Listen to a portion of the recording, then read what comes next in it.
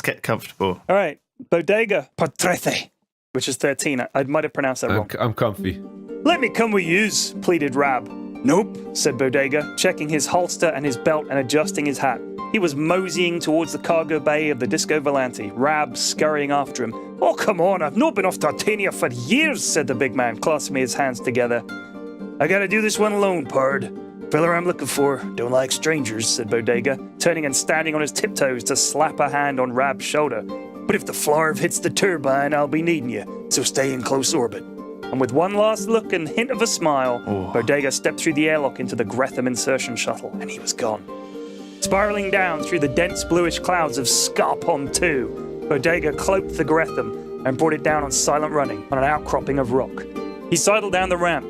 To anyone watching, it was as if he'd just appeared in thin air, tapping the control panel at the foot of the ramp and sealing the shuttle. Only he could access it now. Scarpon 2. A planet with an environment so rich and lush, its flora and fauna had more variety than a Spurlupian cabaret. Biologists who spent their entire lives studying every facet of this world and its habitat still barely scratched the surface. It was 80% land, and all of that land was habitable, covered in dense foliage and towering jungle-covered mountains, vast lakes and rivers, all of it infested with every kind of life imaginable. And then some rich bastard bought it and sealed it off from the universe. Nobody got in or out unless Scarpon Incorporated said so. Luckily, Bodega had access to the best hacker around, so they've been able to forge a visitation pass. Of course, those sons of glubs at Scarpon Inc. would soon find out, so Bodega had to act quickly. Somewhere in this heady miasma of life was a man, a rich brat named Reed Chorley III. He was the sole heir to the Chorley soft drinks empire, which he'd inherited 5 years ago. He had so much moolah, his net worth was just recorded as God++. 5 years ago was the last time Bodega had ever seen Reed, and the last time anyone had really heard from him. But a little online digging by Nebbish had turned up Scarpon 2 as his most likely hiding place. Bodega shouldered his survival pack and rested a hand on his las gun. Trouble with a world teeming with life is, most of it ain't gonna be friendly. It was quite literally a jungle out there. Millions of square miles of hot, hostile, deadly terrain. Bodega smiled. Sounds like fun, he thought. In his earpiece, the voice of the soft-spoken Nebbish. There are so many life forms, there's no way we can locate Chorley with any certainty. But what we do have is that reading on a fire about 2 k's from your position. Signature says fossil fuel. That's likely not a mork beast cooking dinner, he said.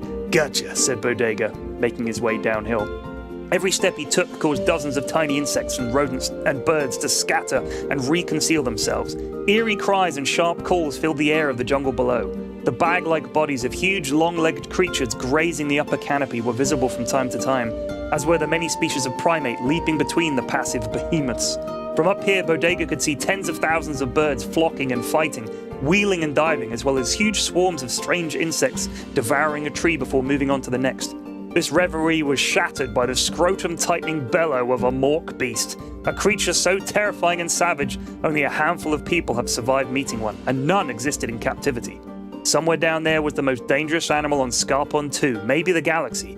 Well, now he's got company, said Bodega, setting his lasgun to maximum and gritting his teeth.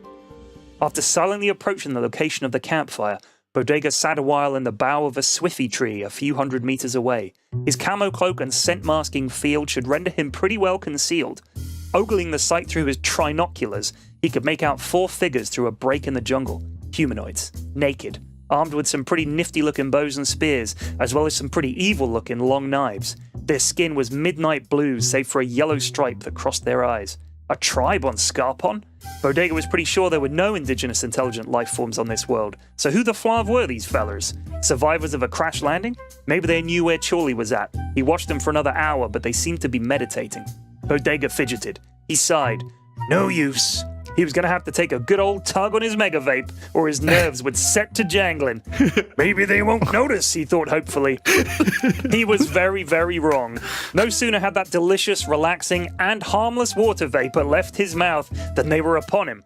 Flav, these fellers were fast. They poked up at him with their spears and cackled insanely, baring their teeth. Now, there ain't no need for spear poking, said Bodega, deactivating the camo cloak and jumping down to meet them. They spread out, grinning and pointing at their stomachs. Okay, then I got a question for you fellers, said Bodega, drawing his lasgun. The 4 humanoids looked horrified. Come on now, old chap, that's hardly sporting, is it? Said one of them. Bodega's eyes widened. Who in the name of holy space Christ are you boys? He blurted. We might ask you the same thing, said one of them. All four stood up straight, and all four looked extremely disappointed. I'm here looking for an old friend of mine, said Bodega. Bodega? Said one of the men. I'm guessing that's you, Reed, said Bodega, touching the brim of his hat. Well, for goodness sake, what, why, and how, man? Explain yourself, said Reed, looking as angry and dignified as a rich boy playing tribesman can look. Wait a minute. Is this what you meant when you said you had to discover yourself? You bought Scarpon too and decided to live here with your boyfriends? They're not my boyfriends, they're my tribesmen, said Reed, pouting. Sell it to me, said Bodega.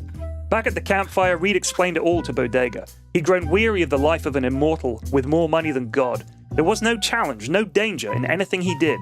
His life was so perfect that it lost all meaning.